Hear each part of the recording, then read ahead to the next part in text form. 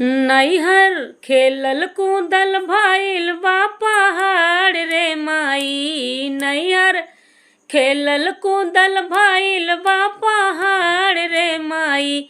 पियवा मरले बा बेलना के मार ये माई। पियवा मरले बा बेलना के मार ये माई। रोटी जब बनावे गहनी जर के भइल करिया। सासू जब खाए गहनी फेंक देली थरिया। रोटी जब बनावे गहनी जर के भइल करिया। सासू जब खाए गईली फेंक देली थरिया।